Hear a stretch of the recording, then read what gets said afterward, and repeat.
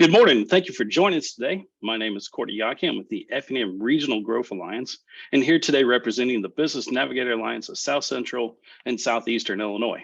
We have a terrific presentation stored for you today. We'll be looking at the state of the region. We have assembled a panel of experts to guide us through today's discussion. Starting us off, we'll have Rick Parks from the First National Bank of Waterloo. Rick will look at economic indicators and discuss where we've been, where we are today, and where are we heading. Then we'll have Matt Forkham with the Shelby Realty to look at macro trends in the real estate market and then narrow it down to a regional level. And we have Kayla Lambert with the Illinois Department of Commerce and Economic Opportunity to review state awarded grants throughout the region over the past 18 months. So what is the Business Navigator Alliance of South Central and Southeastern Illinois? We are a 6-county regional collaboration working through a small business community navigator grant.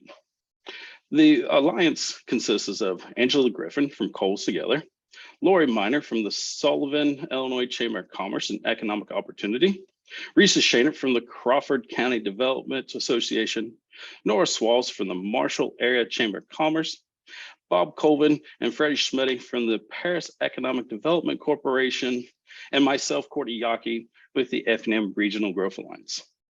This group is charged with professional outreach and technical assistance for local, state, and federal programs. Our mission is to ensure that small businesses in our region are competitive and applying for necessary resources, and our goal is to position you for success by accelerating business recovery and growth. You see the map on the side of your screen for where the Business Navigator Alliance is located. Today's webinar is taking a look at the state of the region, which will look at national trends and then narrow down to this area. For the Business Navigator Alliance, we host monthly webinars. These webinars are hosted on the last Thursday of each month, so please mark your calendar.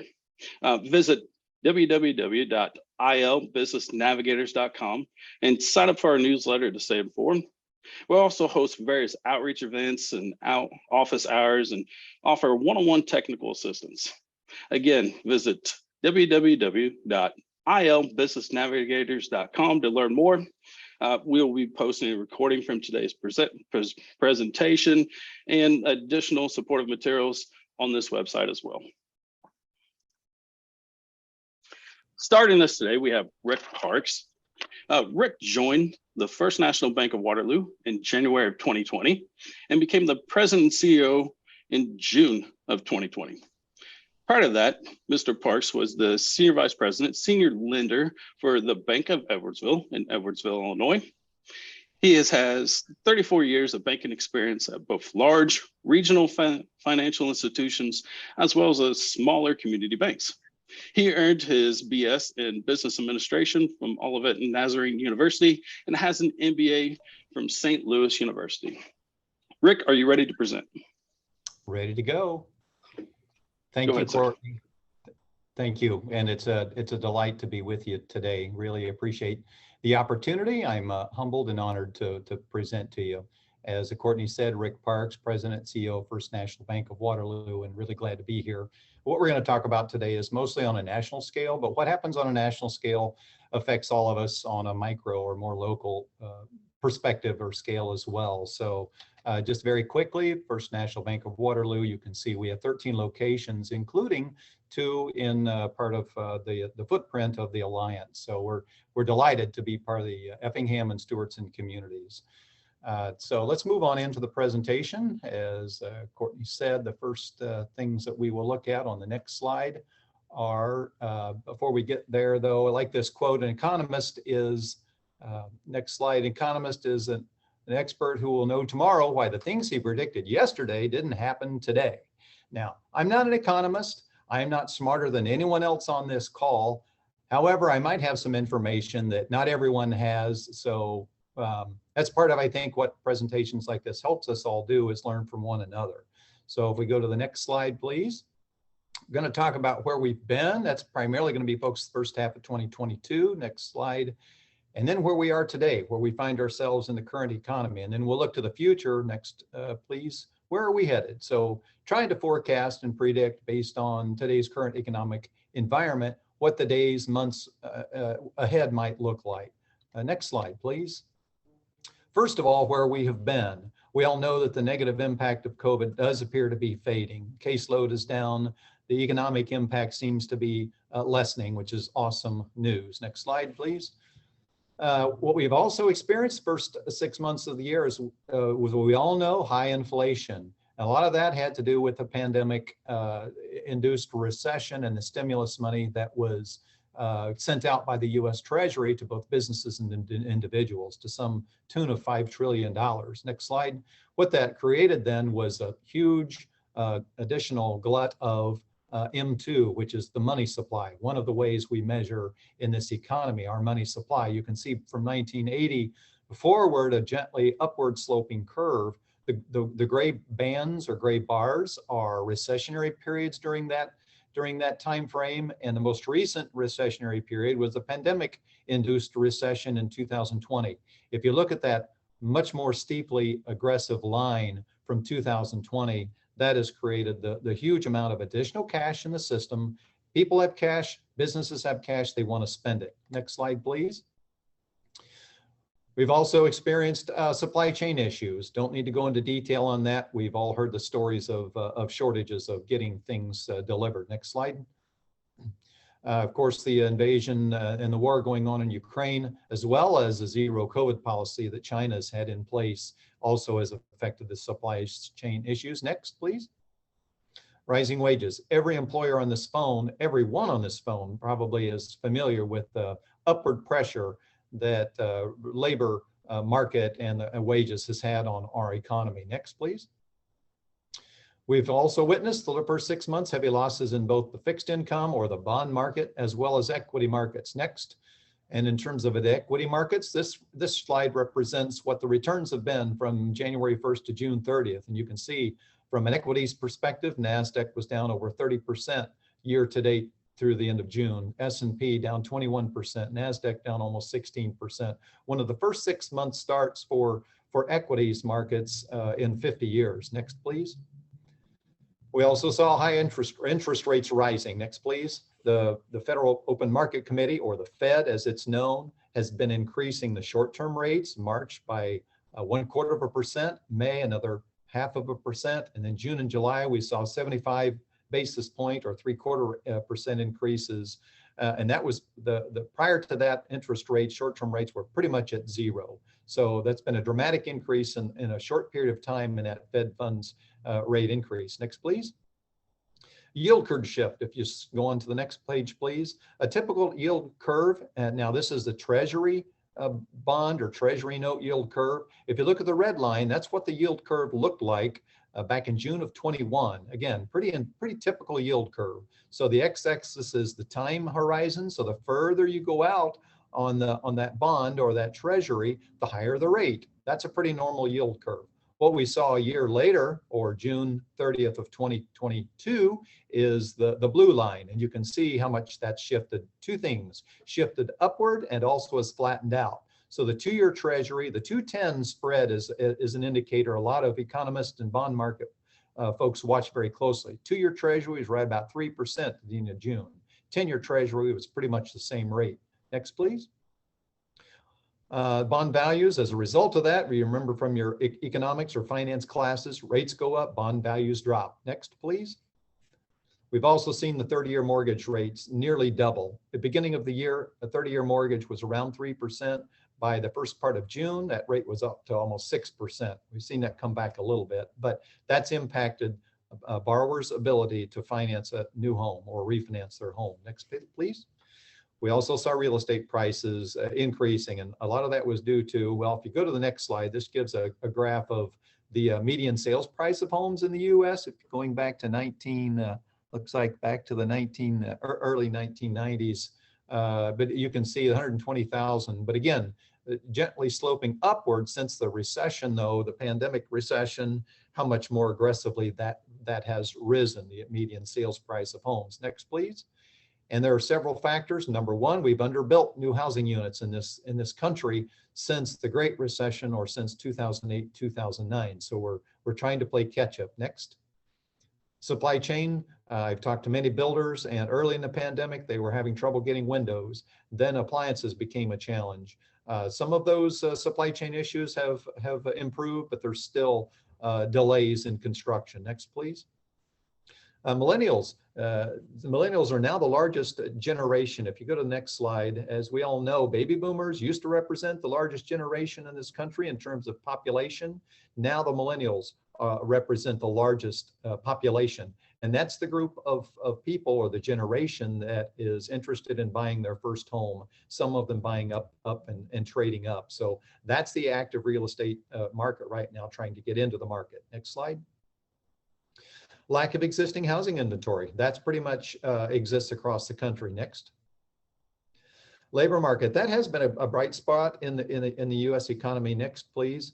If you recall, this is a many year. This goes back to the 1960s. Unemployment, you can see that bounces around, but spiked during early days of the pandemic with the shutdown, stay at home, businesses, some of them having to close, but almost, not quite, but almost as quickly, it has dropped to nearly historic lows. Next slide.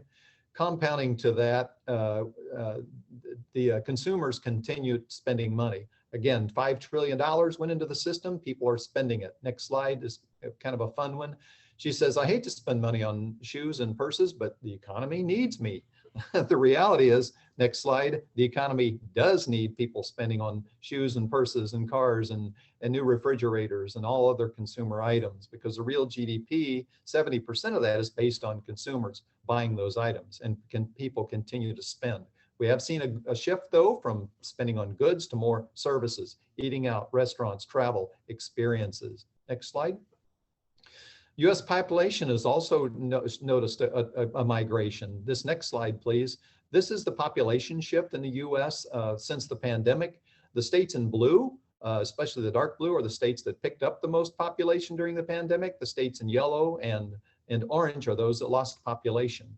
Orange being the states that lost the most. And unfortunately, you can see Illinois is one of the few orange states that lost a significant population during the pandemic. A lot of the states that picked up are, as you can see, the coastal states, particularly in the South. Next. Where are we today? So we've looked back at the last several months, a few months now. Where do we find ourselves today? Inflation's still high. CPI was reported July 21 to July 22 at 8.5%, off a little bit from June, but still exceedingly high. Next slide. Unemployment continues to be extremely low. We touched on that, but coupled with that, next slide, the labor participation rate continues to be down. Next slide. Labor participation rate essentially is this. People, all Americans 16 and older, who are either one, working, or two, looking for a job. And you can see from 1960s on that labor participation rate was increasing up till about 1990, leveled off at about 67 or so percent, but since 2000 has been dropping pretty significantly. Pandemic also induced a major shift in that labor participation rate, and we're struggling to get back to pre-pandemic labor participation. Next slide. Real GDP quarter over quarter for the last 2 quarters, if you go to the next slide, has been negative. And by definition, 2 quarters of negative real GDP is what a lot of people consider to be a recession. No one's calling this a recession that we're in right now, but technically this could be considered a recessionary period. Next slide. Are we in a recession now? That's the big question. Or will the Fed, as they increase rates, push us into recession? Next slide. And then inverted yield curve. We talked about, next slide, please. We talked about the flat yield curve back at the end of June. If you look at the yield curve today, this is about a week old, but it's actually not just flat, it's actually inverted. So you can see the 2-year Treasury is actually quite a bit higher than the 10-year Treasury. That's not typical. Now, but every recession for the last 50 years has been preceded by an inverted yield curve, where the 2-year Treasury is higher than the 10-year. This is no guarantee that it will push us into recession or that we will face recession, but it is a pretty good indicator. Next slide. On the good side, corporations, though, are reporting, the majority of corporations, higher than expected earnings and higher than expected revenue quarter over quarter. Next slide. Where are we headed? I like what George Burns said. Why do we look to the future? He says, I look to the future because that's where I'm going to spend the rest of my life. And I think that's a poignant observation on his behalf, and one that we all take into consideration as well. So where are we headed? Next slide. In terms of the economy, I think we've all concluded inflation is not transitory. That seemed to be the economic word of 2021.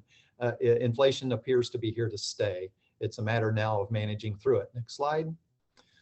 We also believe that the Fed will continue to raise those short-term rates. Right now, Fed funds rates about 2.25 rather to 2.5. We're expecting about a % increase between now and the end of the year. Next meeting is in September. September 21st, we'll know more about the direction the Fed is heading. We expect a rate increase. It's really more of a question of how much will they increase those rates. Next slide.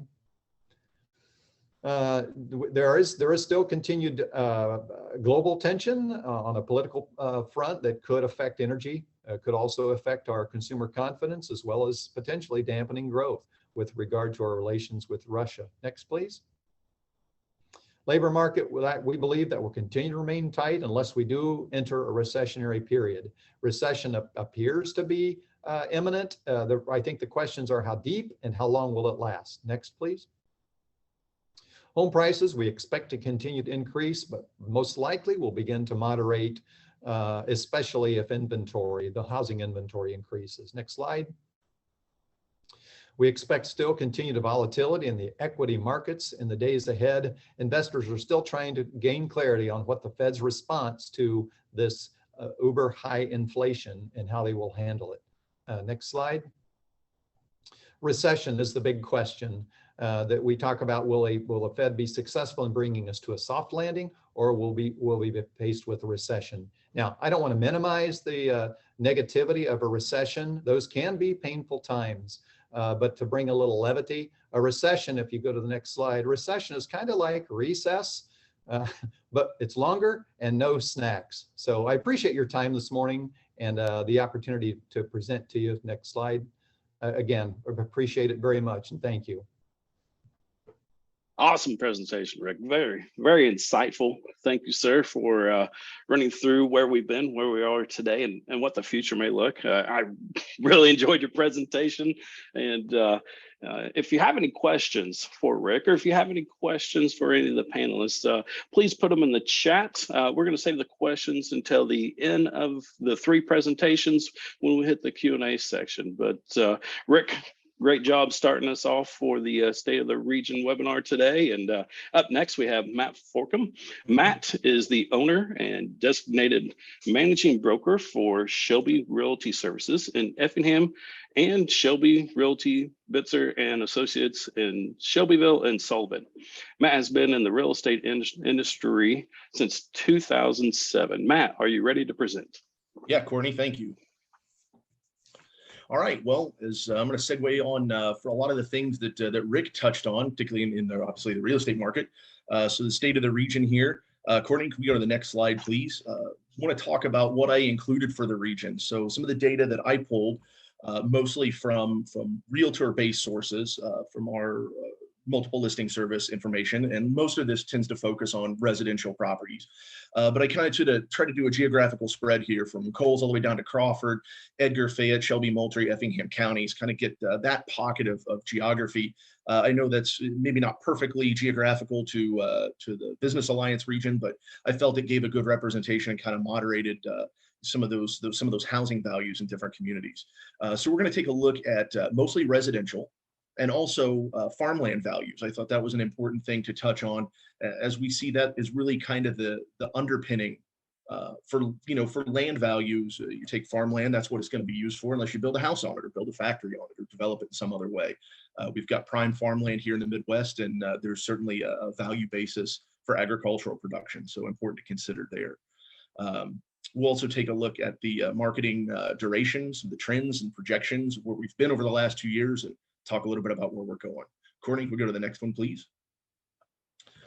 So I want to include this slide here, this multi-county area that I discussed, and this is almost spot on to the chart that Rick shared in housing price increases, because in this region, we're almost exactly the national average. So we kind of see this trend line, and this goes back to 2012, which what I would say in my experience is kind of when we started to normalize from the 07-08 years and started to see residential housing really rebound, strengthen, and gain a better footing.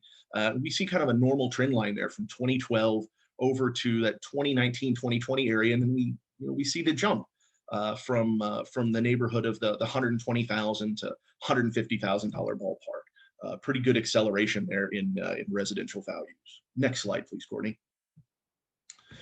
So to drill into the data a little bit more particularly here, I took some selected communities in our area, and I did a year over for the month of June in 2020, 21, and 22. And what you'll see here on the left-hand side, the small table here, we see the number of active listings, which are residential properties represented by a real estate agent, marketed publicly, arm's length transaction, all that jazz. So we see in 2020, 874 active listings. And by 2021, we've gone down to 577. And I double checked to make sure it wasn't a typo, but in 2022, the same number, we see 577 properties. But what we see in the next column is the average list price of those properties, 146,000 all the way up to 174,000.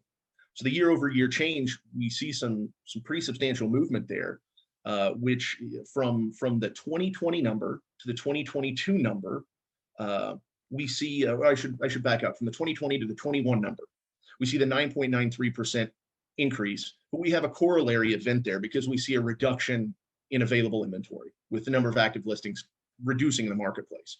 So we see a kind of a corollary event. You can see, supply goes down, price goes up, but then you fast forward to the 21 to 22, and that's really, the inflationary presence here, where we see a static number of listings, but we still see a similar price increase. So a lot of price elevation there that you could argue doesn't correspond to a behavior in the market, just corresponds to or something, nothing you can put your finger on specifically. It's not an inventory reduction. It's just simply demand outpacing supply and prices increasing because of that, kind of a non-corollary event there.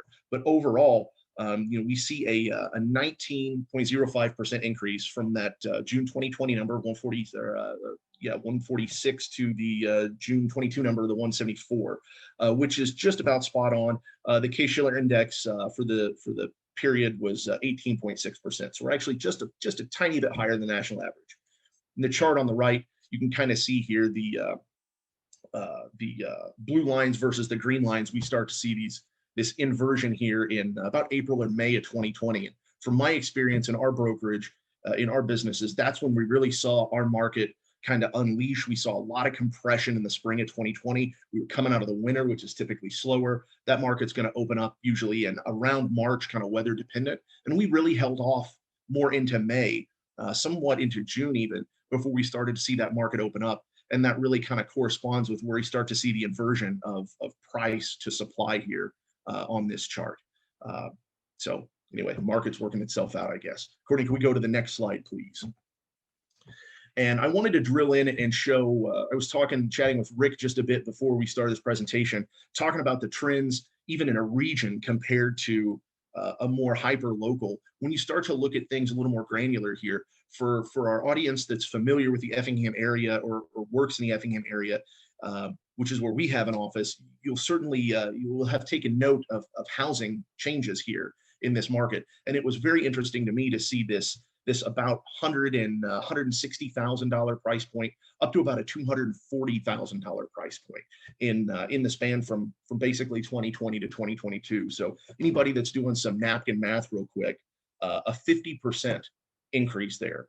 As we see an $80,000 movement off the 160 baseline. So pretty substantial movement. And this is targeting Effingham County, and this graph here is for the previous 10 years. So pretty intense pricing, pretty intense movement, a lot of downstream impacts to the consumers in the housing marketplace. We see a lot of impact based on this in an area where especially those purchasers that may be tighter economically in terms of whether their monthly payment, or they may have conflict in a credit score or be less credit worthy as a borrower.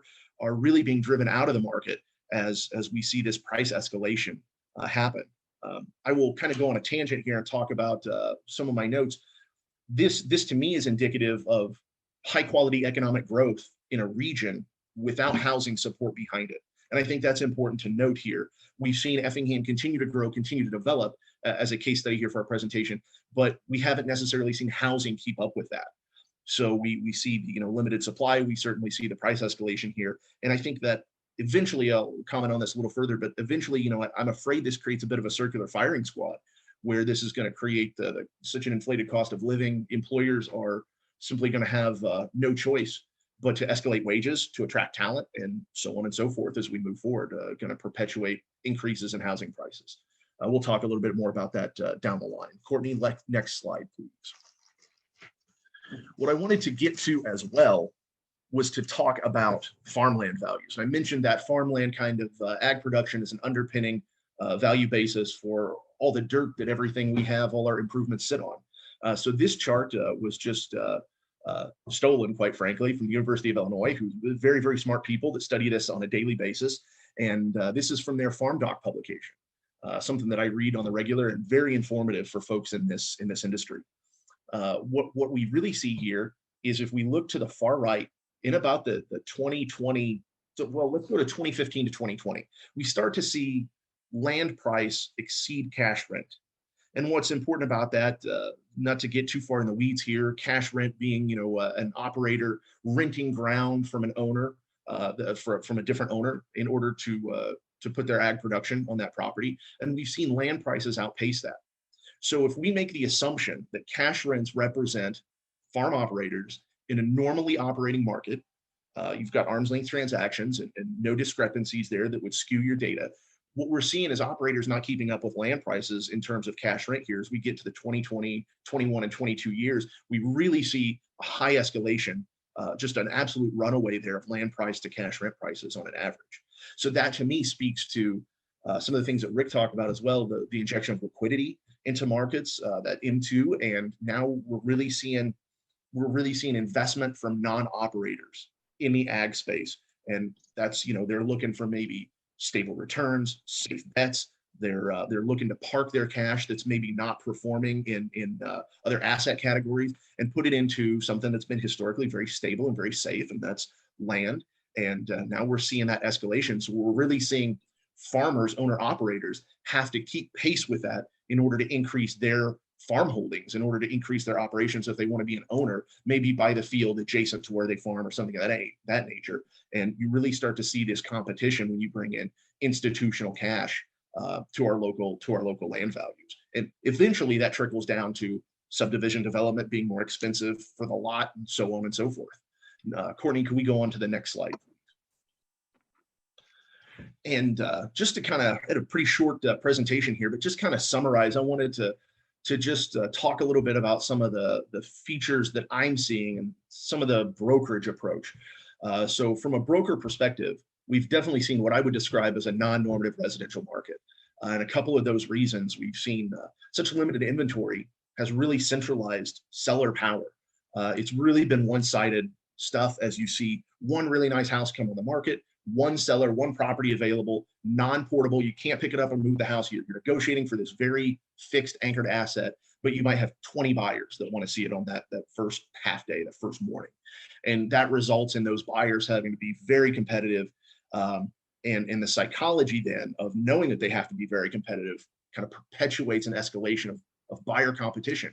We've started to see residential housing come on with all cash offers, waiving inspections. For those of you that have bought or sold a home recently, you'll understand, kind of how critical some of those things are. Buyers are buying an asset, making an economic decision with a high amount of emotional volatility, and they're doing it. They're waiving a lot of logical protections that are built into that process.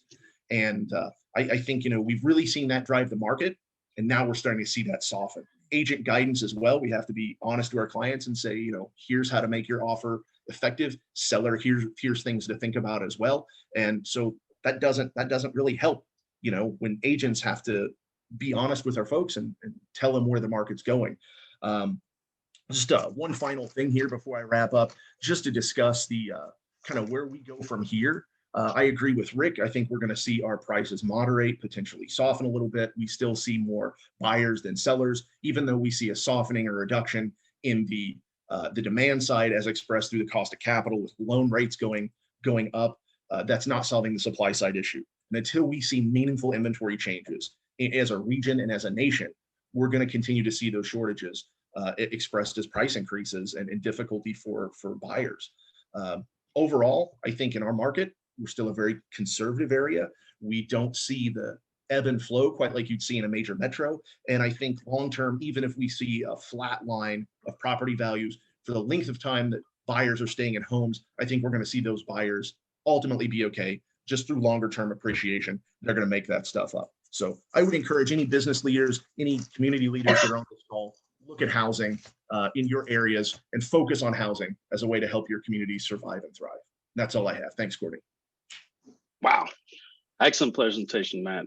And thank you for guiding us through that outlook of the housing market here and trying to look at national down to more of a micro level, and pretty wild to see the housing prices and how that cost has significantly increased over the last 10, 12 years here. Wonderful presentation. If you have questions for Matt, if you have questions for Rick, or even getting ready to hear Kayla's, please throw the questions in the chat. Following Kayla's presentation today, we will jump into a Q&A section, and you can ask questions to the panel as a whole or to one of the specific panelists today. Continuing on, we have Kayla Lambert to do a review of state awarded grants here throughout our Southeastern, South Central Illinois region. Kayla is a public servant, volunteer, and economic developer with over 20 years of public sector, private sector, and economic impact experience. She currently serves as Southeast Regional Economic Development Manager for the Illinois Department of Commerce and Economic Opportunity. Prior to this role, she spent 12 years in municipal government administration, 6 of which were spent in economic development. Through her experience, she served as airport, tourism, GATA, TIF, and enterprise zone administrator, driving local economic development efforts and assisting businesses with incentives to expand and create jobs. Kayla, are you ready for your presentation? Yes, I am. Thank you, Courtney. And thank you for that introduction and having me today. As Courtney stated, I am the Southeast Region Manager for DCO's Office of Regional Economic Development. And I think I'm, as you stated, switching gears a little bit and talking about some of the awards that have taken place from the Department of Commerce for the last 18 months, so 2021 through the first half year of 2022. And those have been awarded within the region. So, it takes several months for some of the awards, if they're capital or construction related, to actually be established. So we'll see some of this progress happening over the next 12 months or so. So first off, I want to give a quick overview of the Office of Regional Economic Development and how our office, it's also called Team Red sometimes, fits into the entirety of the Department of Commerce and Economic Opportunity.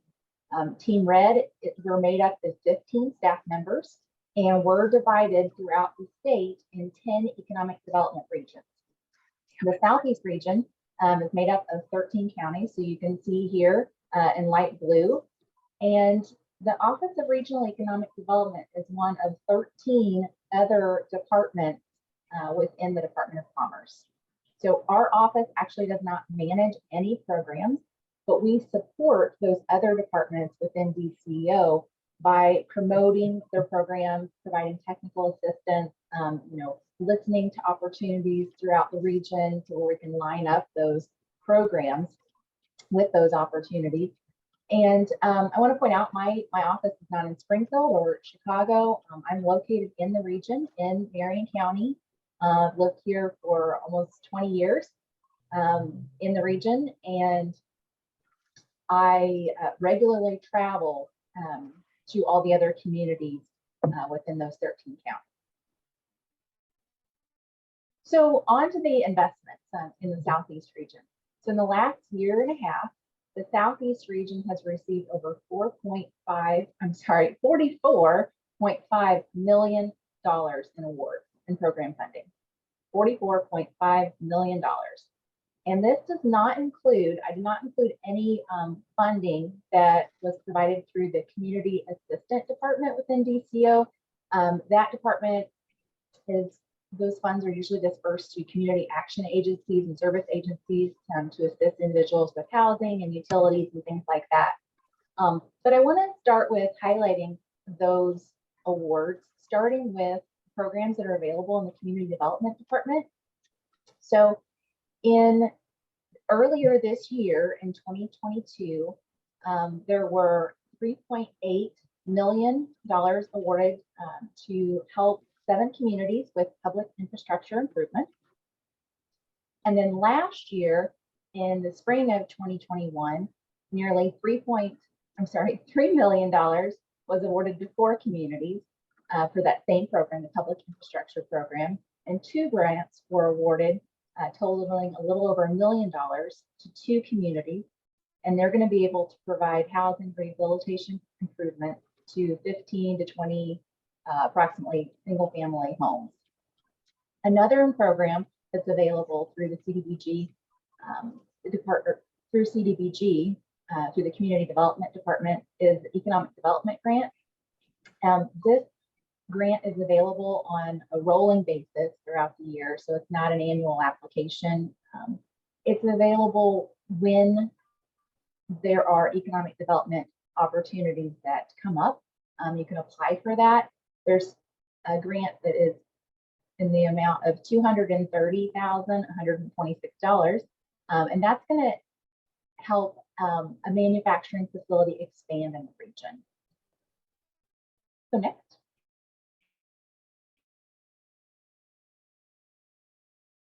Next, just briefly, I want to talk about some broadband grants that are awarded in the region within the last 18 months. It was in the amount of $196,374, and that was between 2 programs: the Connect Illinois program, which is for infrastructure improvements, and the Broadband Ready grant, which is for like digital inclusion, adoption, so it's more on the education side. And on to the next slide. Through the Rebuild Illinois for Economic Development and Public Infrastructure programs, nearly $5.5 million was awarded in the region. Those went to the city of Effingham. They received a grant, nearly $1.5 million for street extension and water and sewer construction to support the expansion of John Boo's. That was under the ED program. And then as well as the communities of Alney and Vandalia received $2 million each for water and sewer improvements under the Public Infrastructure Program. Next, I want to talk about the first round of the Tourism Attractions and Festivals grant. Those were announced actually earlier this month, and that included an award in the amount of a little over $150,000 to the city of Paris to support their Performing Arts Center. And then right now, we're actually accepting applications for round 2 of this Tourism Attraction and Festivals grant opportunity. Additionally, this month, the Downtown and Main Streets grants were awarded, and that included 3 grants in the total amount of almost $2.8 million to the Southeast region. And that was to improve and stabilize downtown and main streets with some lighting and streetscape improvements, rehabilitation and improvements to downtown buildings. This is all to, again, encourage growth and continued investment in these regions and in these areas and the downtowns that are very important. Next, I just want to talk a little bit about some of the programs that were created to provide COVID relief for businesses. Prior to this 18-month window that we're talking about, some of the grants awarded included the hospitality grants, the big grants, local cure for economic support grants. But in this 18-month window, that we're kind of talking about here today, there were 59 grants totaling approximately $2.2 million that were awarded through the Downtown Small Business Stabilization Grant Opportunity. And there were 107 grants totaling approximately 3.3 million through the Back to Business Grant Program. Lastly, 23 million will be distributed through the ARPA funding for non-entitlement units. So this is for villages and municipalities.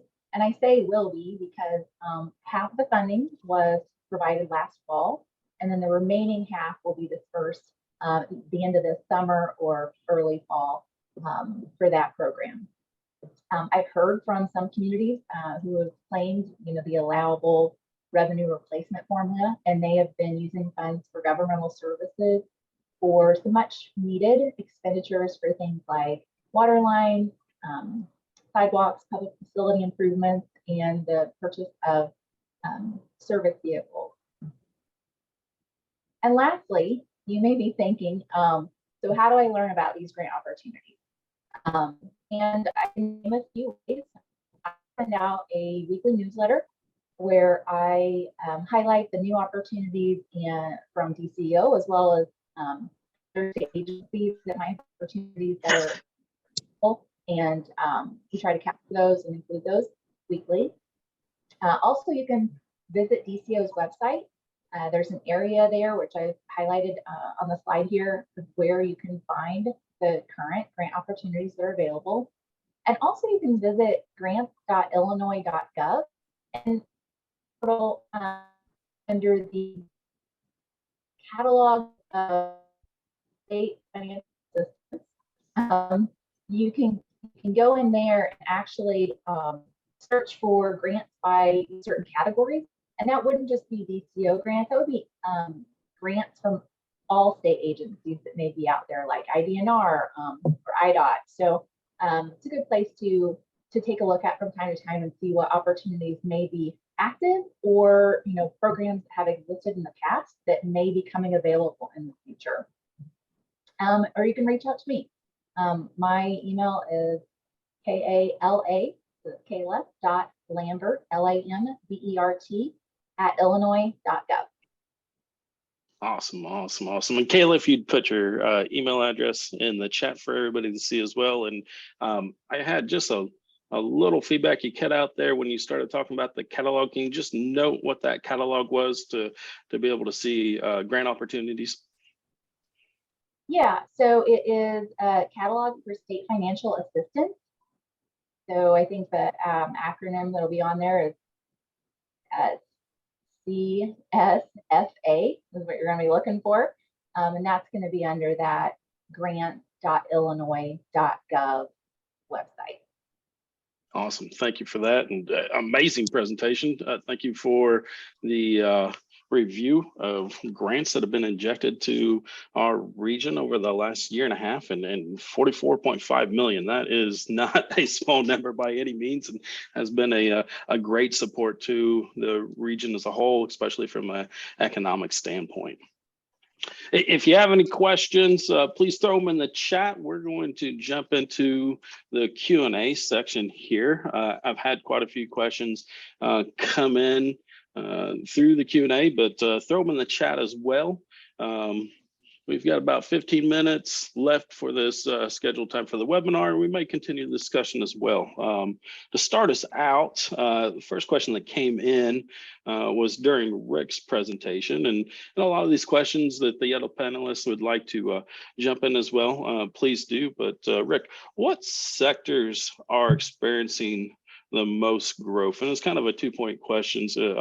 What sectors seem to be lagging as we're coming out of the pandemic? Are you able to touch on that, sir? In terms of in terms of the overall economy, or particular asset classes or industry types? I'm sorry. The overall economy, if you would. Yeah. Well, yeah, sure. There, by and large, most businesses are doing pretty well. I mentioned in the presentation, there was certainly at the front end of the pandemic, a lot of services were struggling, hospitality, restaurants, theater, the more experiences. Since, oh man, I don't know, the last probably 8, 10, 12 months, we have seen a shift in where consumers are spending money. So in terms of, like, for example, hotel occupancies have been much stronger, pretty much to pre-pandemic. There are industries like short-term rental properties, vacation rental owners, that growth has just exploded. Most recreational outdoors businesses have done very well. But in terms of, a lot of the like consumer goods are faring pretty well. We have seen with higher inflation and higher interest rates that people are shifting some of their consumption from maybe the higher end stores to more middle tier, or even some discounters are picking up more of that business. And that's just a function of people kind of tightening their belt as they're having to pay more for gas and hamburger and you name it, we're having to pay more for it. So there has been a little bit of a shift there. But by and large, the corporations, retailers are seeing really good overall results.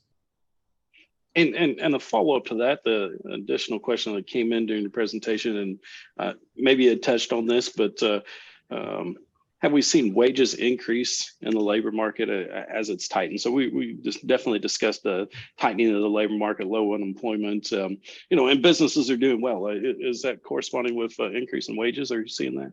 Yeah, definitely increase in labor, cost of labor, and most businesses are having to pay more. There are a couple of things going on there. Inflation is creating a pinch for all employees, so they're hoping for more just to keep up with the cost of living. But then the labor participation rate, and for everyone looking for a job, there are 1.9 was the last figure, almost 2 jobs available. So all employers who are looking for labor, who are looking for employees, are kind of fighting for that same piece of that what appears to be a very small pie, and that is labor that's available for work. So yeah, we're seeing increases. I've heard everything from trying to forecast. A lot of companies, their fiscal year end is December 31st, and so they're starting their budget process. And what are we going to bump our what are we going to use for our merit increase or our annual increase? And I'm hearing every historically maybe 2.5%, 3.5% was maybe fairly normal. I mean, I'm hearing companies say, oh, it's got to be 4%, 6%. I heard this morning a company saying, yeah, it's going to be pretty much 10% across the board. That's not sustainable. We have to understand that. That is simply not sustainable. There are certain businesses that can pass some of that input cost or that labor cost on to the consumer. There are other businesses that cannot. So in here in Illinois, the minimum wage increase that's been in effect and will continue the next, I guess, through 2025, up to $15 an hour. I think most businesses are ahead of that schedule right now because of the labor increase. I would concur there too. Matt, the next question that came in was during your presentation is, what trends do you see developing for workforce housing? Sure. Well, we're seeing workforce housing. I guess I'll piggyback off some of what Rick commented on with the investment. We're seeing a large investment in rental housing. Rental is a very popular thing. Now, I don't know that that's necessarily a long-term solution for providing wealth to that occupant, because they're not a homeowner that's providing wealth to an investor. For non-rental units, I think we've also seen communities like right here where I live in Sullivan, and I'll shout out to Lori Miner on this, planned residential development on a larger scale, and local investors and local partnerships that are focused on rehabilitation and redevelopment in the community. And I think that's going to be an important thing. I think we're going to continue to see communities. I know Effingham, for example, is focused on housing right now. A community to be familiar with for those that maybe aren't is the Village of Dietrich in Effingham County. What they've done over decades, leveraging residential TIF districts. I think we're going to see communities continue to do that, continue to make those investments. And as far as workforce specific housing, that connotation maybe is even a little bit disrupted as we see workforce be more diverse and workforce be more geographically diverse, and people being able to work from home, work hybrid models. And the home itself is taking on different functions and different needs for occupants and for families. So I think we're still going to be working out what workforce housing really means over the coming years and how communities can really solve that problem with their partnerships. Well, and to piggyback off of that, answer those questions, we did have one come in the chat. Will the financial and real estate communities support development of housing for the workforce and income eligible households? So Matt, Rick, or Kayla, if you have any insight to that. Matt, you want to try that one first? Sure. Yeah, I'll jump in. And I think I'm familiar with the participant. I've corresponded there a little bit in the direct chat. But again, it just kind of goes back to communities are going to have to look at communities from the government, from capital partners in community banking to provide access to the capital for these projects, and just understand that we've got to move past whatever the holdup is, whether it's a regulatory issue, whether it's a capital issue, whether it's a supply chain issue, to get those raw materials, to find the labor to build the houses, the land to build the houses on, and those partners are developing. I'm seeing that in a lot of communities that I'm familiar with and a lot of communities I practice in, because you have small towns that are making the conscious decision to not only survive, but to thrive. And to say, to do that, we have to continue to stabilize our population and grow our population. We have to have a place to live for people in order for people to live here. So I think those things are occurring right now. Unfortunately, that's not a quick fix. That's not something we can solve in 60 days. These are 5 and 10-year plans in a lot of places, but it's important to be laying the groundwork now and be making those decisions for government community leaders right now in order to get that downstream effect as we move forward. Rick, do you have anything to add to that one? Yeah, I think Matt did a nice job, but in terms of the banking or the financial services industry, yeah, I know that we're all supportive of providing opportunities for people to buy homes and increase housing. It also means providing financing for larger scale multifamily projects that would fit in those categories, and there will continue to be a need for residential, both single family as well as multifamily housing in this country because of the overbuilt nature of where we stand right now. So yeah, I think all of the financial services industry, the banks, et cetera, are prepared to and more than willing to assist. Well, and looking at that demand versus supply, and most certainly demands continues to outpace supply. And to Matt, do you see available pockets of housing in certain areas of the region? I mean, you just had noted success for residential development in the village of Diedrich, but what about other areas in South Central, Southeastern Illinois? Yeah, and that's housing is difficult. We really do just see a supply shortage, and what's going to resolve that? We're seeing a supply shortage such that we see the price escalation, but we're also seeing on a national trend, we're seeing an increase in something our country hasn't experienced typically in our culture, which is multi-generational housing becoming much more prevalent. We're starting to see, kids not necessarily fly out of the nest as quick as they used to in decades past, and sometimes that's kind of repatriating those older family members, those older generations back into a home where younger folks can maybe keep up on house maintenance and things around the house. So in seeing that, we see the rental market drive residential prices, and Rick touched on short-term rentals. The Airbnb stuff is putting pressure on the long-term rental market because it's such a better return on the investment to rent on the daily instead of the monthly basis. So a lot of those factors are creating difficulties for housing supply. So I know I kind of took a long way around to this question, but the short answer, I guess, is simply no. We're not going to see a lot of solution for that until we start to see, what we don't want to see is we don't want to see that outward migration trend where everybody just packs up and leaves where we're at and we see empty houses. That's not going to solve the problem. We want to see new housing starts in a sustainable way for communities to keep growing. Understood. Most certainly. And it's, it definitely takes time. And our businesses don't have 5 to 10 years to wait for that development, and our communities don't have that 5 to 10 years to stabilize and that grow and grow the population to meet that demand. So it's really almost the chicken and the egg, if you will. But the Kayla, I wanted to throw that one to you as well. You cover 13 counties, definitely have your finger on the pulse for what's going on with various communities. Do you see available pockets of housing in certain areas throughout the region? I can would say from my observation, I don't see available pockets. Honestly, no, there may be out there, but I'm not aware of it. But I know there are a lot of communities actively taking steps to grow their housing stock, to improve their existing housing, working with developers, finding ways to be able to grow in that area, because as we've all kind of stated, it is I say prices, but it really is an issue. I mean, you have so many people or so many companies that are looking for employees. And when I say, okay, you have 300 openings, do you have a place for those folks to live if you were to attract new residents? And the answer is no. You know, so communities realize that, and they're really trying to do something about that. And thank you for that. And we picked on Matt and Kayla a little bit here. I'll go back to you, Rick. And a lot of questions have come in around the housing, but this one more towards interest rates and with response to the housing markets. With increase in interest rates, how do you anticipate the housing market will respond? Yeah, the housing market actually is already starting to respond. The number of sales is off a little bit now. Partly that's a function of lack of inventory, but yeah, home ownership. Home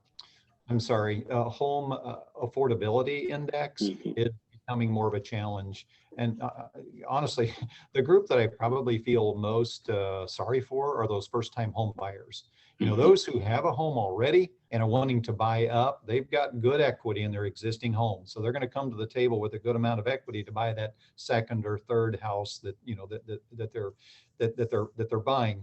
But it's the first-time home buyers. Two things that have worked against them in the last, well, 6 months, but even prior to that. One, rapidly increasing prices, but then increasing cost of borrowing. So last stat I read, it's the cost to buy a house today is up about 42% from where it was a year ago because of those two factors.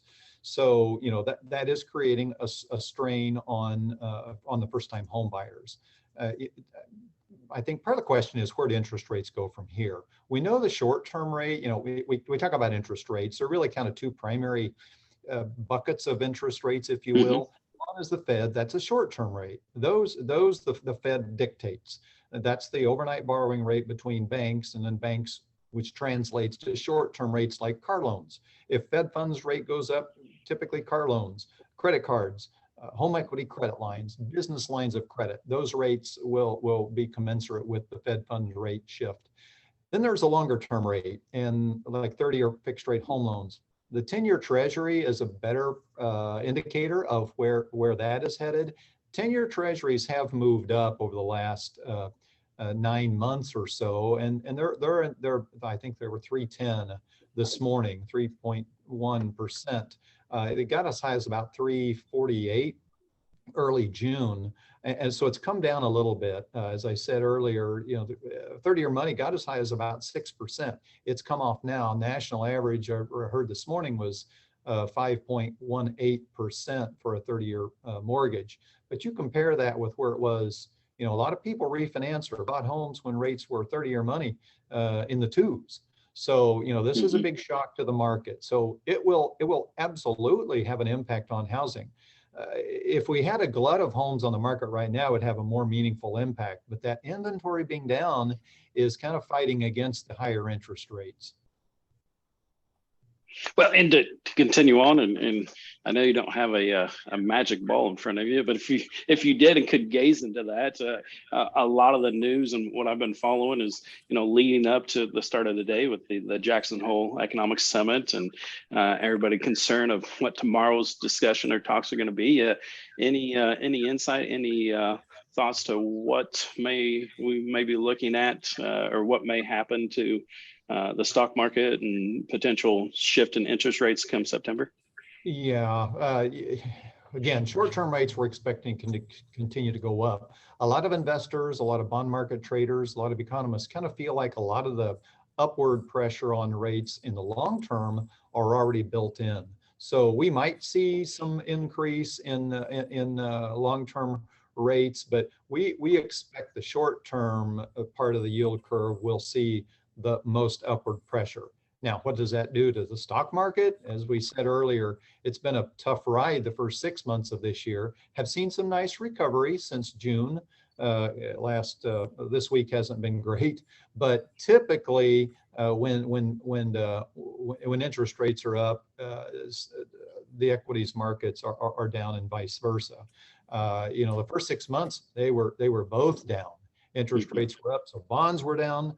Equities were both down, and again, other dynamics such as supply chain issues, labor shortages, war in Ukraine that were also at play in causing, all markets were down. Crypto, you name it, everything was down but real estate and unemployment, it seems like. Oh yeah, and a Big Mac at McDonald's, that was up a lot.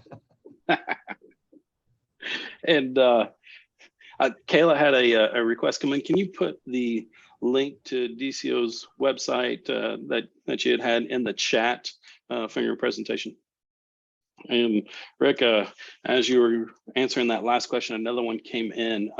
Do you see first-time home buyers accessing any of the programs available through IDA, the Illinois Housing Development Authority?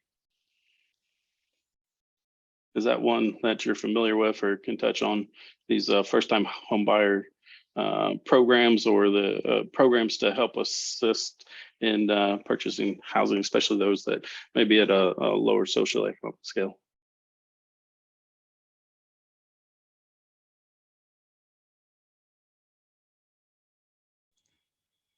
Who are you looking for here, Courtney? Rick. I'm sorry, question one more time, Courtney. I want to make sure. Do you see first-time home buyers accessing Gotcha. any of the programs available through IDA, the Illinois Housing Development Authority?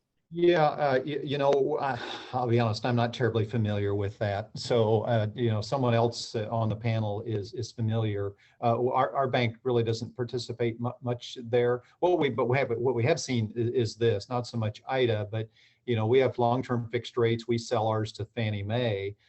We also do portfolio loans, 7 and 10-year balloons, and we've been able to put a lot of people in that because the interest rates were just much more attractive. But back to the IDA question, I'm sorry, I'm not familiar. Matt, do you have any insight there? I can chime in. Generally speaking, the IDA is a kind of a niche question. I'll speak more broadly to first-time homebuyers utilizing borrower packages for just generally government-backed mortgages, which is going to be your IDA product, your FHA, USDA rule development products. A very common thing for a lot of borrowers in our area, because most of those programs generally apply to the geographies. We're typically qualified as rural communities, and so we see the opportunities there for borrowers. Something that we're seeing in the brokerage markets that is being an increasing difficulty in culminating the sales on houses is overall property condition. We're in an area, and because we haven't had housing starts consistently, we're in an area where we still have occupancy of homes that are 50 to 100 years old in a lot of cases. And unfortunately, older houses with deferred maintenance are what is affordable with the price escalations that we've seen for these borrowers. And so we see, these government programs have an inspection component as part of their appraisal process. So we see property condition becoming an issue in some of our transactions. And also, I don't want to speak for Rick, but what I've seen from lenders is increased scrutiny, particularly from more national mortgage brokers, increased scrutiny talking about property condition, things in rural housing like wells and septic conditions, wanting to really make sure, roof conditions, wanting to really make sure that they're putting money into an asset that's going to be viable for them. So we see those products. They're great products for borrowers, and it's a great tool to have for lenders and real estate brokers both. But we're really seeing property condition sometimes impact the ability to get that across the finish line. Thank you for that answer. And we've come past the hour time frame. We're going to continue this conversation. We hope that you still are able to join us. If you have any additional questions, throw them in the chat. I've gotten a lot of direct messages for the questions. You can throw them in the chat. Everybody will see them. We'll make sure that they get answered. Caleb, we'll throw this one to you, our next one, and by all means, Matt and Rick, please join in as well. But our community is looking to expand available housing and have learned from developers a comprehensive study is a great tool for developers and contractors. Can you provide background to how this would aid a community when looking to expand their footprint, infrastructure needs, and available grant funding, and to assist growth for housing in their community? So the question is, how you're asking how that study can. How could we leverage, how could a community leverage a comprehensive study in acquiring funds, possible grant funds, in meeting infrastructure needs, and then ultimately trying to address the housing needs and various things respectful for their communities? I think that, you know, anytime that you can, you know, it's great to say, we really want this, you know, because we think we need it. But what's really nice is when you have a study, you can actually point to something, you know, with data and figures and the why. Why do we need something? Or how are we lacking in this area? So I think that provides a benefit to those who, you know, might be making those investments, or to, you know, individuals in the community, maybe elected officials who are responsible for, you know, making those decisions, you know, on whether to apply or for a grant, or to provide, you know, leveraging assistance, you know, I mean, to provide, you know, their own city resources to match a grant opportunity. So I think that's why that is valuable. And just specific to housing, I refer a lot of people to IDA, and their, I don't know the exact title, but they have folks out there who, you know, are charged with community revitalization, and especially in rural areas. So I always encourage communities to reach out to IDA and talk and to see what kind of assessments and free assessments that they would be able to provide. And I just also want to comment while I have the floor. Yes. I did put those links in the chat, but on my end it says it's to the hosts and the panelists.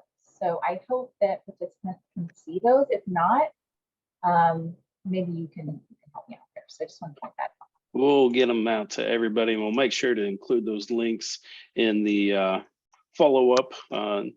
Following up next week, if you are on this presentation today, or those that have registered to be watching later on, we will send out a copy of the recording of this webinar, and then we will send a copy of any supportive links, any supportive materials, and that also includes the PowerPoint from today's presentation. Rick, you may have some good insights, may have worked with some communities on comprehensive planning. Is it a valuable tool? Is it something that you've worked with in the past? Well, yeah, I think it's an extremely valuable tool for communities to consider what their future, their comprehensive plan could look like. I think a lot of it has to do with who helps them with that plan is probably as important as anything. But yeah, the short answer is yes. I think it's very valuable.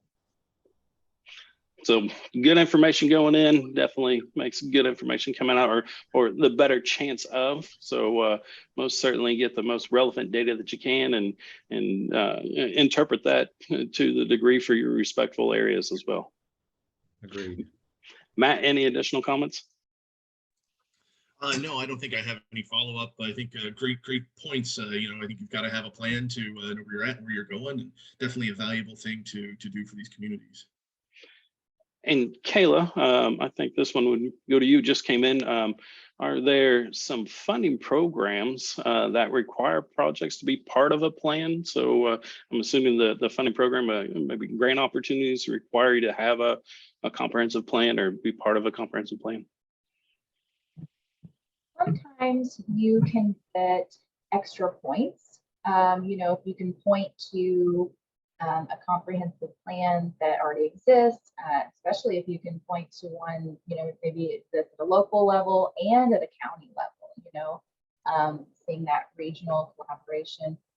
And when you say plan, I mean, there are programs out there that require like engineering to be completed. I'm kind of throwing that into a plan, because it's really evaluating costs and it requires some planning. So there are several programs that point to, specifically, does this align with the comprehensive plan? There's a lot of opportunities that being ready and having a plan, as well as costs for some of those developments that you're wanting to pursue, is good to have in advance. And having that is a very valuable tool, especially with federal grants through EDA or even IDOT, but beyond DCO. The next question will go to the panel as a whole here.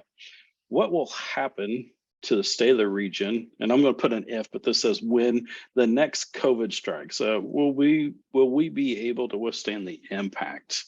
And on my screen, Rick, you're on the left. We'll start with you. Well, that's a great question, and I mean, the short answer is who knows. It depends upon the pandemic, and I think we probably have learned maybe some lessons, I suppose. But yeah, it was a dramatic economic impact because of the pandemic, and I think we're going to be years kind of unwinding some of the balance sheet impact. The Fed's balance sheet ballooned, and it's going to take a long time for that to unwind. Not to get political, but someone has to pay for that. So there will be a tax impact from that. At some point, there will be that day of reckoning that we're all going to be faced with, or our kids will, or our grandkids will. So yeah, and there will be other, hopefully not nearly as large scale, but there will be other things that will cause economic disruptions, both on a macro and micro scale. I will say the American economy is very resilient. The American people are also resilient. So I'm optimistic about how we will handle the next whatever it is. But yeah, I think that's where I think on a personal perspective, that's where it's important to have savings, have some cushion there to help weather those storms. Matt, any additional comments towards that? I'll speak generally. I think from my personal experience watching businesses and communities, I think we saw a great amount of resilience in the last couple of years, particularly from small businesses. Now, granted, we had some resources that were made available kind of for that very acute situation, but overall, we see business owners wanting to do business, and we see consumers wanting to do business, and that's what I think really kept us moving forward. Especially take a community like Effingham, is very hospitality predicated. Really hard hit for tourism venues, a really hard hit for food service. But we saw people weather the storm and move forward. I agree with Rick completely on the importance of having a tidy personal balance sheet or business balance sheet, and having some capital stacked away in order to weather those things. But I think if anything, we did learn good lessons, and we'll be well prepared for whatever the truly probably an inevitable event, whether it's COVID or something, some measure of disruption economically will occur. And I think we're with good work ethic and with conservative leadership here, from a financial statement, I don't want to get political either, don't take that the wrong way, but from a good conservative financial perspective, we'll be able to weather those storms as communities and as businesses. Kayla, do you have any comments to that question? Again, the question was, what will happen to the state of the region when, and I'm saying if, but when the next COVID strike happens, will we be able to withstand the impact? And your perspective from being a public servant and with DCO, a lot of programs had came out as a direct result to combat those economic downturns. How do you feel that we are prepared if something else happens? Well, I don't want to speculate too much. I I know there's never enough money available, although we did talk about a lot of money that was available. There were many, many businesses did not receive support in the form of a grant. I would say a lot of businesses adapted in our rural area. So just about the Southeast region, I know I read some studies about how the impact was less for us, because there is some areas more of a community spirit or rural